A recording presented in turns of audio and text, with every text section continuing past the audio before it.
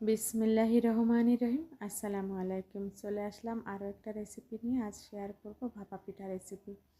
এখানে আমি নারিকেল ভেঙে নিয়েছি, আর এখানে 2 কেজি চাল খুব ভালোভাবে ধুয়ে পানিটা ঝরিয়ে নিতেছি। এখন আমি নারিকেল কুড়নি দিয়ে কুড়িয়ে নেব, আর চাউলটা মেশিনে গুঁড়া করে নিয়ে আসব। চাউলটা গুঁড়া করে নিয়ে এসেছে।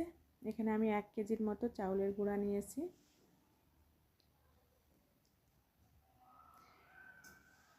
এখন আমি সুজি তৈরি করার জন্য রেডি করে নিব। স্বাদ মতো লবণ দিয়ে দিলাম। ঠান্ডা নরমাল পানি দিয়ে এখন সুজিটা রেডি করে নিব। এভাবে করে অল্প অল্প করে পানি দিয়ে আমি গুঁড়োটাকে খুব ভালোভাবে মাখিয়ে নেব।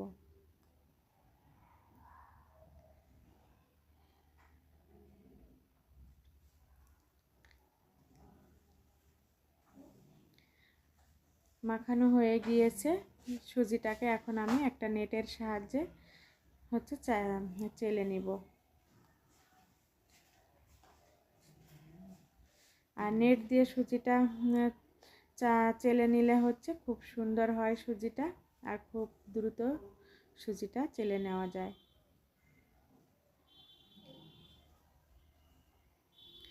এখন আমার সুজিটা চেলে নেওয়া হয়ে গিয়েছে। মাশাআল্লাহ খুবই সুন্দর হয়েছে সুজিগুলা। আর এই নেটের সাহায্যে আমি সুজিটা চেলে নিয়েছি। পিঠা তৈরি করার জন্য সব কিছু রেডি করে নিয়ে কিচেনে চলে এসেছি। এখানে গুড় কুচি করে নিয়েছি, তারপরে নারকেল কুচি করে নিয়েছি।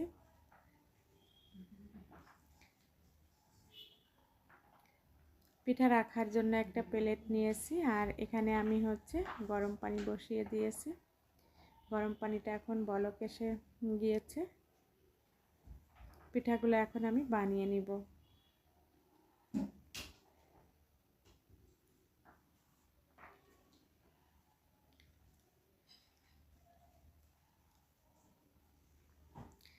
প্রথমে আমি সুজি দিয়েছি, তারপরে কিছু নারকেল কুচি দিয়েছি, তারপরে গুড় কুচি দিয়ে আবারও কিছু নারকেল কুচি দিয়ে দিয়েছি। এ পর্যায়ে উপর দিয়ে আবারও সুজি দিয়ে দিতেছি, এভাবে করে। আর খুব আলতো হাতে আমি বানিয়ে নিব, তাহলে খুব সুন্দর ফুলে পিঠাটা ডাবল হয়ে যাবে। এখন একটা নেটের সাহায্যে আমি চুলায় বসিয়ে দিব। একটা পিঠা হয়ে গিয়েছে, নামিয়ে নিয়েছি। আর এখানে আরও একটা পিঠা হয়ে গিয়েছে। আর এই পিঠা 1 থেকে 1.5 মিনিটের মতো সময় লাগে একটা পিঠা সিদ্ধ হতে। পিঠাটাকে নামিয়ে আমি যে পিঠাটা রেডি করেছিলাম সেই পিঠাটাও আবারও বসিয়ে দিলাম। এভাবে করে আমি সবগুলা পিঠা তৈরি করে নিব।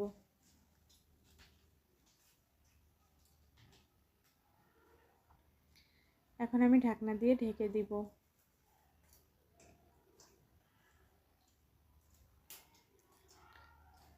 পিঠাটা হয়ে গিয়েছে, নামিয়ে নিব।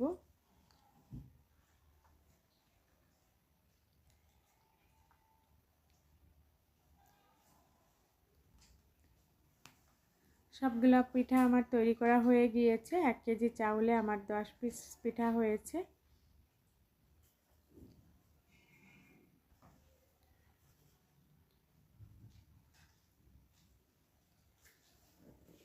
মাশাআল্লাহ পিঠাগুলা দেখতে যেমন সুন্দর হয়েছে, খেতেও আলহামদুলিল্লাহ অনেক টেস্টি হয়েছিল। আমার এই ভাপা পিঠা রেসিপিটা যদি কারো ভালো লেগে থাকে বাসায় ট্রাই করতে পারেন। আজ এ পর্যন্তই। আল্লাহ হাফেজ। আসসালামু আলাইকুম। সবার জন্য দোয়া রইল।